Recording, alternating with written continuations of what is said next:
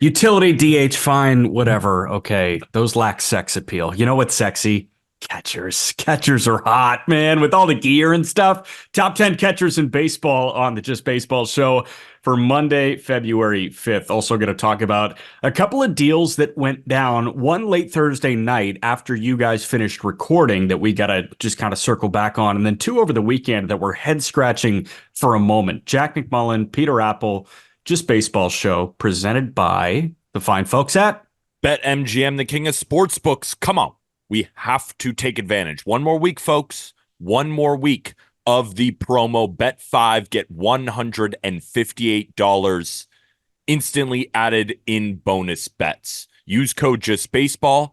Download the BetMGM app, whether that's on iOS or Android. Use code JustBaseball. Put down $5 at standard odds. Not a $10 bet, not a $15, not a $20, not a $1 bet. A $5 bet, and you will see $158 instantly in bonus bets for the Super Bowl. Do not leave free money on the table.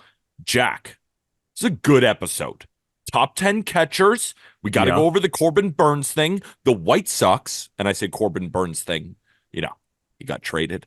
Right, yeah. White Sox deals, and then I have something about the Angels that I want to run past you. Okay, I've got something before any of this too. And real quick, are we going to get your pick for the Super Bowl now? Like, it's just us two talking, or do we have to wait until like Thursday or Friday? We got to wait a little bit. But shout out me, Chiefs plus 1,000 to win the Super Bowl before the playoffs started. 49ers plus 430. Bet that around week 13. So no matter what, I'm sitting pretty, my friend. Look at you. All right, before we get into a guy named Burns, I want to lean with another guy named Burns. I saw a video tweeted out by Josh Norris of Baseball America of Chase Burns throwing in the spring series. Chase Burns at Wake Forest. And let me tell you, let's talk about Chase fucking Burns right now. I like that. So he was dynamite at Tennessee. Loved watching him. He makes a surprise, but not necessarily a surprise transfer to Wake Forest. It's interesting that you leave a top flight program like Tennessee, but you're going to maybe the gold standard of pitching development in college baseball in Wake Forest. They've got a pitching lab. It's them and Vandy, I think, that are the top two when it comes to, hey, you're a pitcher. Where do you want to go play college baseball? I saw a video of Chase Burns in the spring series. He looked somehow bigger, stronger, more athletic. The delivery looked clean. And watch that thing. I retweeted it. Watch that thing on full volume. You will not believe the sound the catcher's mitt makes when that fastball is landing. If there's a better college pitcher in America, I need you to show me that person. And I know that his teammate Hartle is up there. I know that Hagen Smith in Arkansas is highly regarded. Brody Brecht at Iowa throws 101. But like, Burns is the guy, man. I mean, he is amazing. I can't wait to tune in this month when college baseball comes back. Yeah, I think Brody Brecht would be the only one kind of on his level, but Chase Burns, if you remember, right, if you're not a big follower of college baseball, you might have seen the viral clip where he pumps 100 down the middle and then just goes ape shit. Not in a bad way, not in a Chris Sale cutting up jerseys way, but in a pure anger and domination and get off my field type of vibe from Chase Burns. Fires you up. Wake Forest this season might have 3 guys that go in the top 10 in the 2024 MLB draft. It'll be Seaver King, the transfer, Chase Burns, and my favorite player, I think, in college baseball, Nick Kurtz, the first baseman. And Hartle might be top 15 too. He might be the second pitcher off the board if Brecht can't throw strikes this year. It has to be Brody Brecht. I mean, some team is going to take a chance on that arm. Last year, I mean, he's sitting 100, but we'll see. We have a lot more college baseball. We're going to bring on our guy, Pete Flaherty. We're going to do a complete college baseball preview. That's coming up in the next couple of weeks. So we're going to go over more college baseball, but I can't wait for the season to start. I just needed to get that Chase Burns video out of my head, man. Like, it was amazing watching it. And I've never really been the person to be enamored with a video. The Bryce Miller splitter video, the Mitch Keller tread video. See, like that's my game. That is your bread and butter. But the thing is, we crossed over on this because this guy in his spring series, like these were clipped videos from 4 hitless innings against an elite offense in Wake Forest with 10 punch outs in the spring series. 4 hitless innings, 10 Ks, and he created this hoop mixtape for a pitcher that I've never seen before. It looked like a junior varsity team going up against Jacob Right. deGrom. I mean, it Right. wasn't even close. Man, the Palm Beach Cardinals, was that DeGrom's low A rehab? That was crazy, I but think he had, it did kind of look like that. what was that, 3 immaculate innings in a row, just 9 Ks, just got out of there. Stupid. All right, let's hit on Corbin Burns for a moment. Obviously, that cycle has kind of passed, but it happened late Thursday night. If you haven't, if you've been under a rock, here's the entire transaction. It's Corbin Burns going from Milwaukee to Baltimore in exchange for Joey Ortiz, who is a consensus top 100 prospect. I think just baseball and arm have him inside the top 60. DL Hall, who I know if he still had prospect eligibility, arm was ready to shove him into the top 100 because he is sold on what he did as a reliever this past year and thinks that can translate back into the starting rotation, and a competitive balance pick. It'll be the 34th overall pick, which probably, depending on where the Brewers go when it comes to, high school, college, pitcher, hitter, it'll probably be somewhere in like the 8 to 10 range in their system. Their farm system is now elite with the addition of Ortiz, and you've got a young guy with only a couple days of major league service in DL Hall. But the big story here is one of the best lineups in baseball just created a front four in a rotation that can absolutely pitch into the beginning of November in Burns, Bradish, Grayson Rodriguez, and whoever you want to be the four. Dean Kramer, John Means, don't care. Yeah, if you follow us on Instagram or Twitter, you saw the graphic that we put up that, kind of went viral because, Bleacher Report got a hold of it as well. But Kyle Bradish and Corbin Burns would have had the best ERA from a duo of a starting pitching duo in Major League Baseball last year, right? Corbin Burns was in the 3.2 to 3.3 range. Kyle Bradish was in the 2.89. No other team had a duo that excelled in run prevention like those two. And then you have Grayson Rodriguez, the train, where we all saw what he had in the second half. And honestly, Jack, on Twitter, as a big time capital J journalist as I am, I had a bit of a moment of weakness because when the trade first came in, I said, that's all it took. I just couldn't believe that finally the Baltimore Orioles made the big trade. Jack, how many episodes? We're on episode 6, whatever. I think 300 of those have been making fun of the Orioles for not doing it. And they finally did it. And the reason why I had a moment of stupidity was I said that's all it took. I thought the package would be bigger for Corbin Burns. But we do have to remember also it is 1 year of Corbin Burns, right? He's going to be a free agent after the season. And the package, while it is quote unquote for all those watching on YouTube light for the Orioles because they have the greatest farm system ever. Yeah. 1 year of Corbin Burns for a guy who can play a starting shortstop this upcoming season, and DL Hall, who I think can be a nasty reliever. Just disgusting, right? We talked with Eno Saris, walked us through the Stuff Plus models. Go check out DL Hall, where all of his pitches rank. He's disgusting. And they get a first-round pick out of it. It's a pretty good haul, but if I'm an Orioles fan right now, I'm over the moon. I'm absolutely over the moon. Have to be. If you want a detailed breakdown of Ortiz and DL Hall and what that pick could be at 34 and how to contextualize this trade return, go listen to the call up. Aram and I talked about that on Friday morning. We did a pretty solid breakdown and kind of equated it to like, okay, if the Orioles were dealing from a 10 to 15, a system in the 10 to 15 range in Major League Baseball, like it looks better than it was. The thing is, like, relatively speaking, they traded their 6th best prospect, their 10th best prospect, and a pick. And it's like, whatever. But it's bigger than that because the Orioles do have the best system in baseball. The Brewers have, I think, the 2nd best system in baseball now. And they get a guy in Ortiz that can play shortstop. We'll see what happens with Willy Adames. The rumors are starting to swirl again.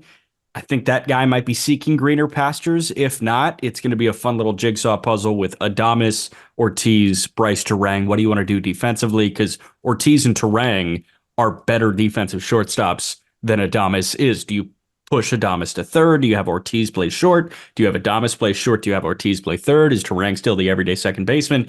It's just kind of a bizarre thing to work with. What was your reaction, initial reaction when it first hit?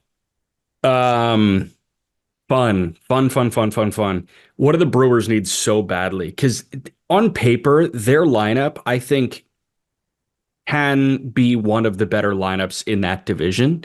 I think it can be one of the two best lineups in that division. I do think that the Brewers lineup, the Cardinals are so hard because everybody had a terrible year last year.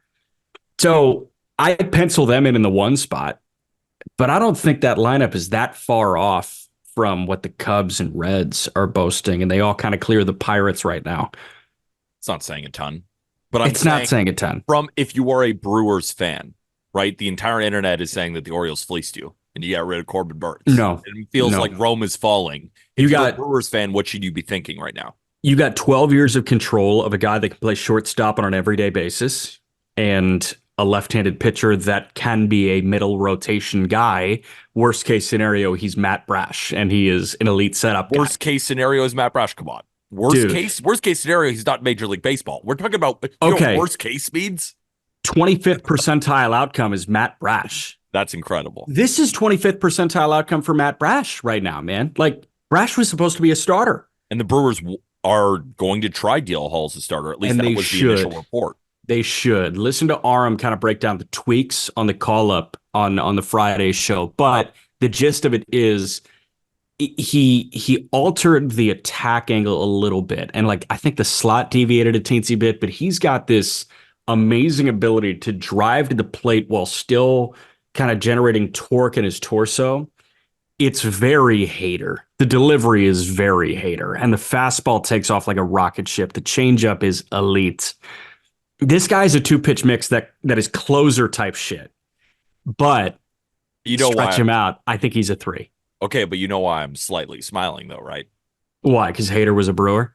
No, because they traded Corbin Burns in exchange for these two guys. Yeah, no, exactly. You know, So like it of works course for they would both get sides. a pretty good package, but that's why I'm asking you to dig deep here. Do you really think that it was a fair trade? Yeah, That the Brewers got enough? I do. Okay. The Brewers are really good at drafting. They have the 34th pick. The slot value attached to the 34th overall pick last year was $2.5 million. So they not only have an extra 2.5 to play with in the bonus pool while they are a good drafting team, but they also have 12 years of control of a shortstop and a middle rotation guy if everything goes according to plan. So you think the Brewers fans should be happy about trading Corbin Burns? Yeah, I don't think there was a win or a loss here. I see both sides. Feel crushed. I would feel crushed if I'm a Brewers fan. Like I understand it all sounds good what we're saying. Yeah, We but think it's 1 year Ortiz left. is going to be good, and we think DL Hall is going to be good. But damn it, they traded Corbin Burns, one of the best pitchers in Major League Baseball. There was 1 year remaining on his deal. You already pissed him off going into last year with the arbitration thing. He was not going to be a Milwaukee Brewer after this. I know. Do you want to go through one more year where you try to thread the needle? No, I get it. Or It's the smart do you want move. to do this? I get it. It's the smart move. But if I'm a fan, I'm still depressed, right? It seems like, all Sure. right, we have a star. He's on the last year of his deal. That's it. He's gone. Right? Who's next? Devin Williams? Willie Adames? And then we just keep kind of redoing the wheel. They already lost David Stearns. Craig Counsell's gone. Shit. So, do you remember the reaction from Dan Campbell after Detroit lost the NFC Championship game last week, right? Well, what do you mean by that? It was like, I'm crushed. Like, these guys don't get anything. You know what I mean? Like, there's no reward for losing in the NFC Championship game. And that's kind of the way that I look at this. You hold Corbin Burns if you think you have a legit shot to win the World Series. But if you think you have a legit shot to like grab a wild card spot or maybe win the division by 2 games and get to the DS, why are you holding Corbin Burns? No, I get it. I get why they did it. I'm not trying to argue that. I'm more just speaking for the Brewers fan out there that is crushed. No. And I'm glad we're, giving that Brewers fan some hope on these players. But at the end of the day, it stinks. But if you're an Orioles fan, congratulations. It's fucking awesome. Yeah, it's sick. And hey, who's to say that Baltimore can't extend Burns with the new ownership? And maybe he loves the idea of winning. I'll believe that when I see it. I'll believe the extension talks when I see it. I'm down for a trade. But again, you got to keep proving it to me, Mike Elias, because I mean, when in the hell have you ever done that? And I know Chris Burns, right? Davis, they paid somebody. Yeah, They he paid did. Chris Davis. And they haven't done one since. I don't know if you heard Corbin Burns on Foul Territory. Shout out the guys at Foul Territory. I think he really wants to hit free agency. They asked him about it, and it's kind of one of those answers where it's like, yeah, I mean, if they blow us out of the water and it's a offer my family and I can't refuse, sure, but we'll see, right? That means I am going to be a free agent, right? Juan Soto, he's not going to get extended by the Yankees this offseason, probably either. Everybody wants to hit free agency. They want to see what their value is on the open market. I totally understand. So I personally do not think an extension will come Corbin Burns' way. We might hear of offers. Him accepting it, I think, is very unlikely. Doesn't mean that they won't bring him back after that. We have no idea. We'll see. New ownership. Let's do this. San Francisco's not going to get Bellinger this year, but here's what's going to happen.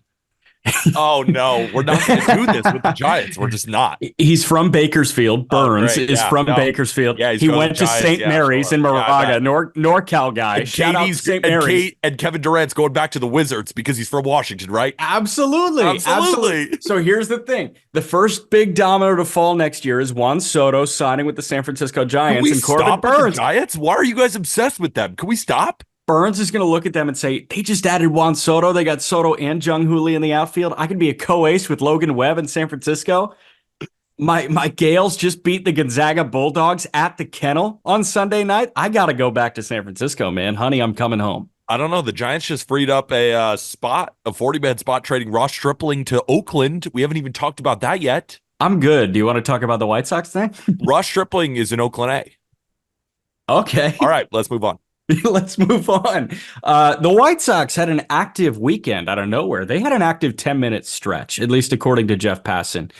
I listened to Chris Getz kind of break it down in his media availability after the pair of trades, and we'll walk through it one by one. I'm pulling it up right now.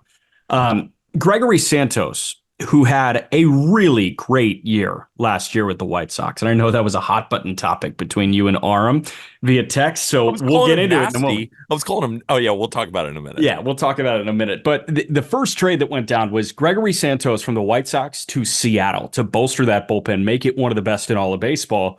The return was Zach DeLoach, Prelander Baroa, and the Mariners' competitive balance round B selection. So that's the 69th overall pick. Nice. And then 10 minutes later, the White Sox traded a starting pitching prospect, Christian Mena, who's 21 years old, for Dominic Fletcher, David Fletcher's younger brother. Dom played really well in about 30 games with the Diamondbacks at the major league level, had a really nice year in Reno. So Fletcher is kind of out of that logjam in Arizona. He comes to the White Sox. He will be on the big league roster. Mena goes to Arizona, but that was on the heels of probably the bigger one, where the Mariners just got one of the better ground ball guys that we had in bullpens last year. The way that I interpret Gregory Santos is he was going to be the closer for the White Sox this year. I think he would have been a mid-level closer, but I think he is a high-level setup guy. Mm-hmm. I don't know, elite. I would put him... We got to see more. We got to see more. It was 1 year to do this. Yes. Right. I saw Baseball Savant had kind of like similarity scores to Chris Martin last year, who was great. Justin Topa, who was also in that Mariners bullpen. Like this guy has the chance to be one of the better ground ball relievers in baseball. Is that elite closer? No, but it is borderline elite setup guy, at the very least, very good setup guy. It's Brusdar Gratterall-esque, right? Yeah. I think so. In the terms of the bowling ball sinker, the slider from hell, not a ton of whiff, right around a 23% ground ball rate, but it's really hard to square him up, and it's keeping the ball on the ground at a 52% rate, which is an elite ground ball rate, considering the average in Major League Baseball is about 42 to 43%.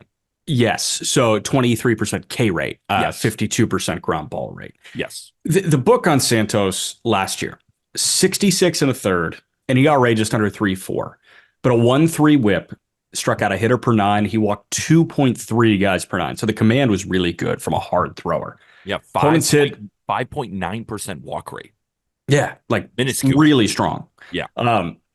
Opponents hit just under 260 against him. You mentioned the 52% ground ball rate. He faced 289 hitters. He allowed 2 homers all year long. The sinker sat 99. Opponents blistered it, hit 340 against it, slugged near 500.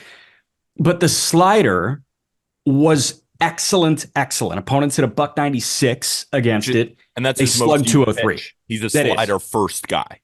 Yeah. So you've got a guy that stayed away from barrels, minimum 100 batted ball events. This guy led baseball in fewest barrels allowed, barrels per plate appearance. Like you have a guy that is exactly what the White Sox wanted from Aaron Bummer and exactly what the Dodgers want and are getting from Gratterall, where it's we're going to give you a 2-pitch mix and you're just going to bang it into the ground 3 times. And then we hand it over to our 8th inning guy. And then we hand it over to our 9th inning guy. And the reason Arm and I were arguing, I was calling him nasty.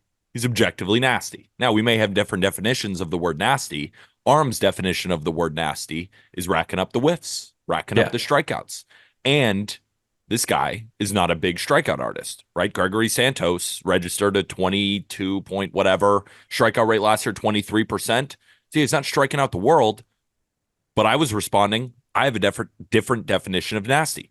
99-mile-an-hour sinkers with a slider that sits 91 is pretty nasty to me, especially when all the peripherals, right? The FIP, the XFIP, the Sierra, the expected ERA are all lower than his actual ERA. And then I sent him a video of him striking out Luis Arias for the 4th time Luis Arias has ever struck out in his life. And I was like, is this nasty? No response. Crickets. Ouch. Classic Fraudum Leighton. Of course he's nasty. So my question to you is, why? Why did they move? Why did the White Sox do it? I mean, I get it, right? You know, it's a good move for them. They don't need a reliever. Yeah. But that's why. Sure. They're going to stink and they don't need a reliever. Now, he was gotten back a better package? Yeah, I think so. Yeah, probably. He was the one saving grace in the White Sox bullpen. And I was watching White Sox game last year. If I had to bet on them or against them or an over and an under, and I saw Gregory Santos come in, I'm like, all right, here's the one scoreless inning we got. Because Aaron Bummer, for whatever reason, put up a 5 ERA and like a 2.5 expected because the defense just crumbled behind him. But Gregory Santos, I guess, was giving up easier ground balls. Is that a stat? Easier Gregory Santos ground ball might have given up ease. the easiest ground balls to catch in Major League Baseball. In terms of ground ball difficulty, I think he is in the 98th percentile. We got to talk to Eno Saris about that one. That's a good stat. Ground ball ease. Now that Bummer is in Atlanta and Santos is in Seattle, the save opportunities are likely to go to John Brebbia, Tim Hill, Jimmy Lambert. Non-zero chance Davy Garcia gets a save opportunity this year. Tukey Toussaint. Shane Drohan, a Rule 5 pick. Okay. This is the White Sox bullpen we're talking about right now. That's the worst bullpen ever constructed in the history of American baseball. Chris Getz just texted me, hey, we need you for the 6th. That sounds about right. Yeah. Text him back. I saw you have Drohan. You're good. I saw you have Davy Garcia. I will say, putting up a 5 ERA for the Yankees in AAA. I will say there's one guy that they got in the Lynn deal. Screw you. He said screw you. Yeah, sorry. There's one guy that they got in the Lance Lynn deal named Jordan Leisure, who is the second piece with Nick Nastrini. Nastrini is a starting pitching prospect. He'll probably get a chance at the major league level this year. Leisure is a guy that immediately slotted into Charlotte after the trade. I think Leisure has the chance to be the best reliever that the White Sox run out. That's sad. It is. Having said all that, I get why you did it, because it is a high-level setup guy with 5 years of control. From the Mariners' perspective, you just created a 3-headed monster, maybe 4-headed monster of Topa, of Santos, of Brash, and of Munoz. That's disgusting. I mean, that's what the Mariners do, right? They trade Justin Topa in a deal, and then they just go get Gregory Santos. Like, that pen is just of Spear, and not Topa. Yeah, that pen is going to be disgusting. And I saw a tweet from Mariners Twitter go viral. Imagine bats when George Kirby dots you up for 6 innings straight, and then you go from Santos to Brash to Munoz. Good night. But it's always kind of been good night for the Mariners. That's what they're built on, is pitching. But they made some good offensive moves. This Mariners team might be buying back in again, Jack, because what wins in the playoffs? Pitching. And they got it in droves. And the offense is looking better and better and better. Yes. Still wish they didn't trade Jared Kelenic, but hey, we're at this spot now. Let's see what we got. Yep.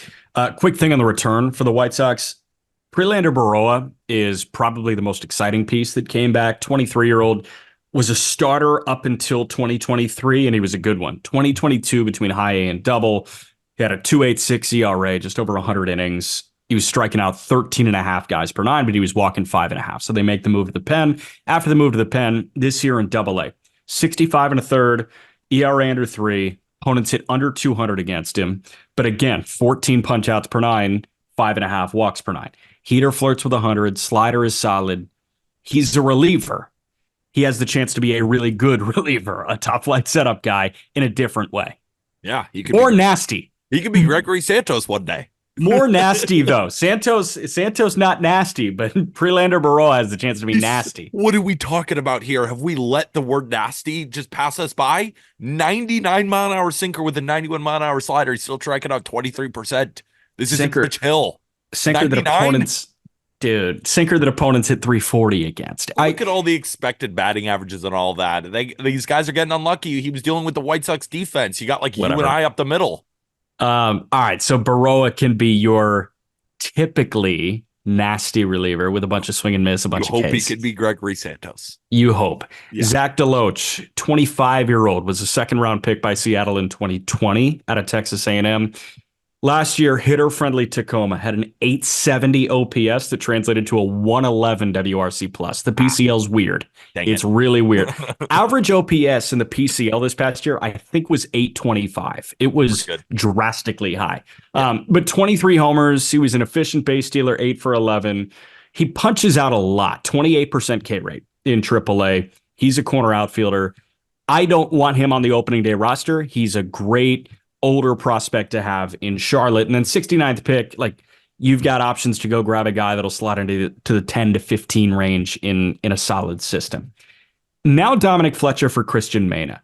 Mena was an interesting guy to part ways with. He just turned 21. Right-hander finished the year in AAA. Granted, he's coming off of a year that production-wise was not great. He threw a ton of innings, 133, but he had a 4.85 ERA in 27 starts. He was punching out 10.5 per nine. He was walking about 4.5 per nine. He's got a fastball that like isn't good. It's your cookie cutter fastball in the 93, 94 range. It is your run-of-the-mill four-seam fastball, but he does have a curveball and a slider that both perform really well. He's a young guy, and there's a chance that you get a back-end starter here with some nasty swing and miss breaking pitches. You hope the fastball develops. So what do you think, White Sox fan? I actually like that they got Dominic Fletcher because the right field options. Feeling mania? Because, of course, Elijah Evans, who also covers the White Sox for us, does a ton of great work for justbaseball.com. He did not want to give him up. So I think it's a hope thing at that point, right? Like, I think it's, you hope that he figures that out. At the end of the day, combine the minor league numbers from the last 2 years. They're not that good. And I know that he had a good spell pre-Project Birmingham in 2022. But at the end of the day, like, this guy's got to produce in order to get a major league shot. And unfortunately, it's kind of been a dream that has propelled him forward to this point in his career. Young guy, tons of arm talent, clearly. But at the end of the day, he's walking 4.5 per nine, and he's got a fastball that does not perform well against minor league hitters. Fair enough.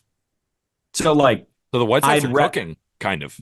They cooked in a 10-minute stretch. They got Dominic Fletcher, who I think should be the everyday right fielder after opening day. They signed Kevin Pillar to a minor league deal. I want him in the outfield optic-wise for opening day, but after that, give it to Dominic Fletcher. What about Oscar Colas? Okay, so Colas is kind of pissing a lot of people off. Apparently, they wanted him to go play winter ball, but he worked out. For the White Sox, pissing everybody off. Great. We're in a good spot here. I saw a report in November that the White Sox really badly wanted him to play some winter ball, and he said, no, I don't want to play winter ball. Like, you love that. Hearing from your top prospect doesn't want to play more baseball. And you watched him last year. He was really not good last year. He was, yes, you said it well. You said it a lot nicer than I would have said it. Yeah. I was Yeah. so disappointed, dude. I thought he's just a freaking ball of talent that's just nothing is unlocking right now. But it is early, he's still very young.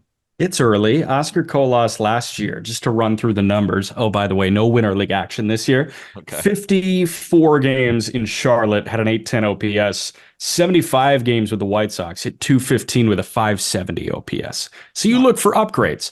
They got one in Dominic Fletcher. 66 games in Reno last year, had a 120 WRC plus, an OPS a tick under 900. He had 33 extra base hits in 66 games and a 22% K rate. He's got more juice than Big Bro David.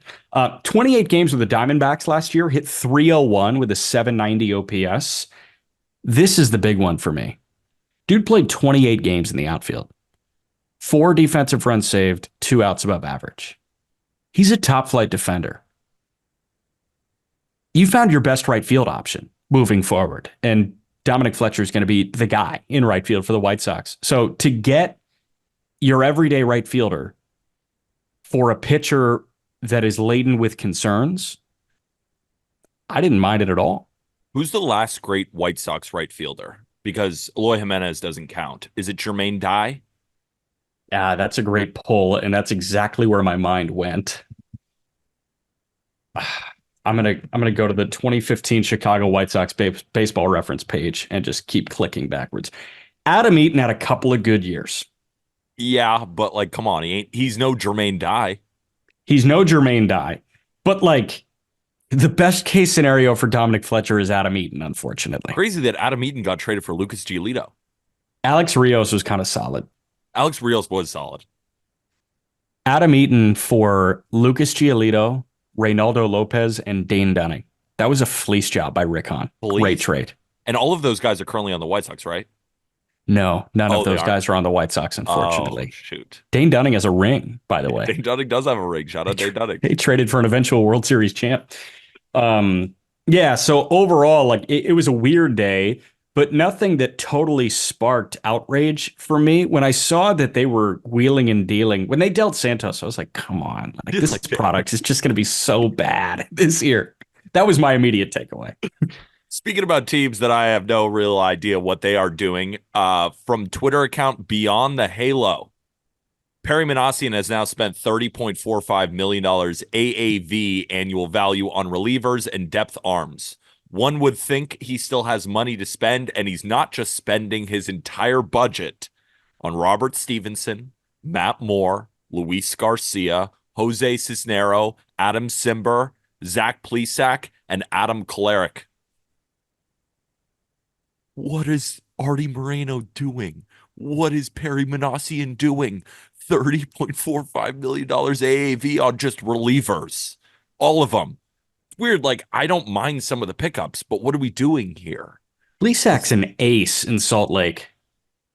What are we doing here? I just had to bring that up because I was kind of recognizing that the Angels, I was like, oh, that's a good bullpen pickup. Oh, that's decent. Oh, that's decent. And then I saw this tweet and I'm like, yeah, this is Beyond the Halo put my mind into a tweet being like, what is the plan here? $30 million on relievers this offseason when you just lost Shohei Ohtani? Angels and White Sox fans, I'm sorry. I'm just sorry. I don't even know what to say to you guys. Do you know what the easiest flippable pieces are every trade deadline? Relievers. What are you going to trade all of them, or are you going to put all of them on waivers again? No, they better trade all of them. I bet they do because they always operate under incredible logic. If they don't trade every single one of these cats that they just signed, so help me God. They might extend them. They have so far and away the worst farm system in baseball. I think what Perry just did was, okay, well, our first round pick is going to be in the big leagues a week later. We need to find guys that will turn into the number 10 prospect in a normal system, because the number 10 prospect in a normal system is our number 3 prospect. We need to find 3 through 10 in our organization. How do we get a good farm system? Well, we can't draft, we can't develop, but what we can do is sign relievers and trade them. Hey, man, Sam Bachman's a big leaguer. Zach Neto's a big leaguer. Shonowell's a big leaguer. Good point. They're drafting big leaguers. Do they deserve it? Did Shonowell deserve a call-up? Yeah. I don't know. But technically, you're right. They are big leaguers. Just kind of how we use. What do you mean he's not a good defender? He won a Gold Glove. It's like, He's a well, Gold who's Glover. giving the Gold Glove awards out? Rafael Palmeiro, Gold Glover. Yeah, Clint Frazier, Gold Glove Award winner. Did he really? Yeah, When? won one and left. I think in 2020 for no reason. Oh, I love that. He was also Yeah. wearing the mask that didn't work. You remember that thing that like hung around No, people's neck and you no, just pulled it up? I didn't see Man, that. yeah, he was wearing one of those that like the World Health Organization, I think, like actually just proved did not work. But he's just wearing it. Hilarious. It was kind of swaggy, probably. It was actually sick. It was a Yankees thing. I forget what the name was. Yeah, that's fascinating to me. And I don't want to spend too much time on the Angels because they break my brain. No, that I just wanted to read the tweet and just let Angels fans know that I don't have an answer for them either. Other than Now, I guess we're gonna flip all of them. Probably not though, because it's Artie Moreno and Perry Minasi, and we never know what they're doing. now, give me a percentage on the chance that the Angels sign one of Blake Snell or Cody Bellinger. 100%. I mean, I feel like they're gonna at this point, right? Boris is calling up Perry Minasi and be like, "Hey, man, you know you want to," and Perry's like, "I kind of want to. God, you're right. Give them to me. Give them both to me. Can we do a package deal? Maybe a two for water?" It's like SpongeBob and Sandy's tree dome without the helmet. I need it. No, in Moneyball, right? How do we replicate Jason Giambi? Well, we need a 400 OBP from three different guys. We could just replicate Otani in the aggregate Man. with Robert Stevenson and Cody Bellinger. I mean, it's not far off. Hey, quick question. Is Robert Stevenson going to be good? Yes. I love the pickup for the Angels. I mean, well, now that that's my problem. And this is Mm-hmm. bad capital J journalism is like, I love him, but it's like, well, if the Dodgers sign him, You of loved him in course I it. was right, but the Angels sign him. I'm like, shit, maybe I was wrong. You loved him in a Rays uniform. Did you Loved love it. him in a Reds, Rockies, or Pirates uniform in the previous 365 days? No, I did not. Yeah. So that's my thing. Maybe he found something. I did see a tweet after the Rays signed Maton this weekend. It said easiest sub two ERA I've ever seen. I'm like, yeah, People just give bingo. it to the Rays, be like, yeah, of course he's going to win the Cy Young as a reliever. Easy.